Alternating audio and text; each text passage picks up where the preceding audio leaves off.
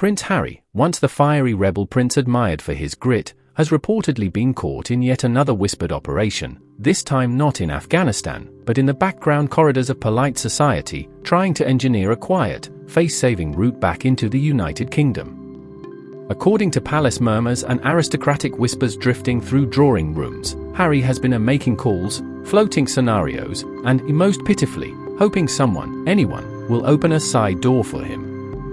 How far the Duke of Sussex has fallen. Once the soldier prince, now the strategic mastermind of a return campaign so desperate it feels like a script rejected even by the Crown writers for being too pathetic. Let us call this what it is, Operation Undo My Mistakes. Harry's reported a plot to return to Britain, framed by insiders as an emotional plea disguised as strategic diplomacy, appears to involve three core fantasies. First, that Britain is waiting for him. Second, that the royal family has been secretly yearning for his wisdom from Montecito, as if the Windsors spend their evenings glued to Netflix lectures about family and freedom.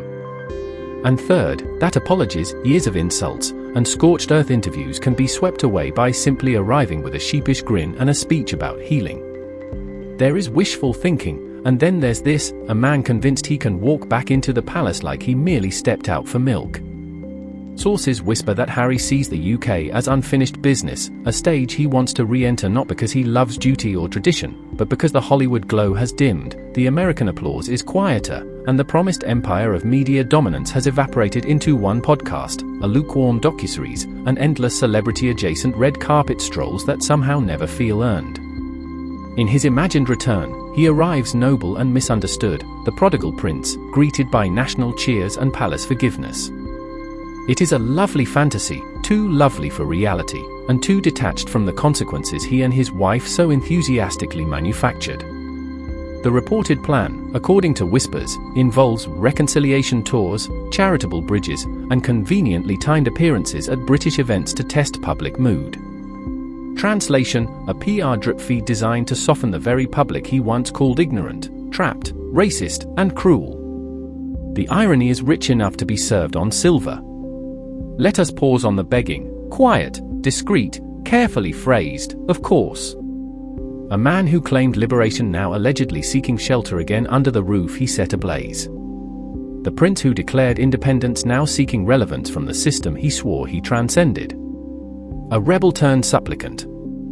A royal critic eyeing royal cushions again because Hollywood royalty never felt quite as secure. Even supporters must feel the cringe. Harry's reported a plot reeks not of strategy but nostalgia mixed with regret. He wanted to be global, powerful, unshackled. Instead, he became the prince who quit the palace only to discover he needed it more than it ever needed him. In the UK, he was someone by birthright.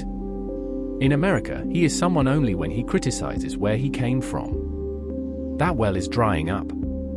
The British public has long memories, even longer patience, but forgiveness does not come wrapped in Hollywood lighting and word salad speeches about personal growth. And the royal family, regardless of internal drama, moves on like a glacier. Slow, steady, inevitable. Harry thought he would be missed like a king. Instead, he was replaced like a cracked portrait in a hallway no one walks through anymore. If this plot is real, it is less Machiavellian plan than emotional rescue mission. The return he imagines is not noble, it is needy. Not triumphant, but timid. He believes he is the wounded hero seeking reconciliation. The rest of the world sees a former prince circling the kingdom gate, hoping the doorman still remembers him. There is a lesson here: you cannot burn bridges and then demand the ashes rebuild themselves out of respect.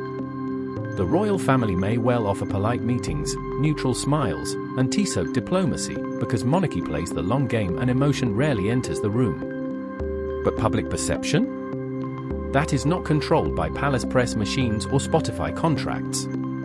Public sentiment is unforgiving, especially when the fall was loud, public, and performed in 6-part documentary format.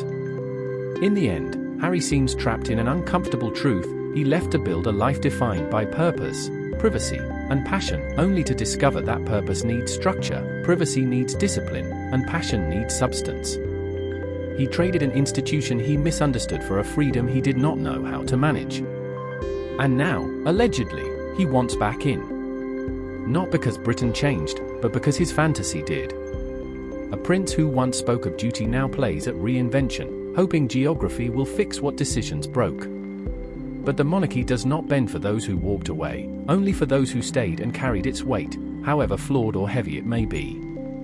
If Harry is plotting a return, he is not planning a comeback. He is seeking rescue.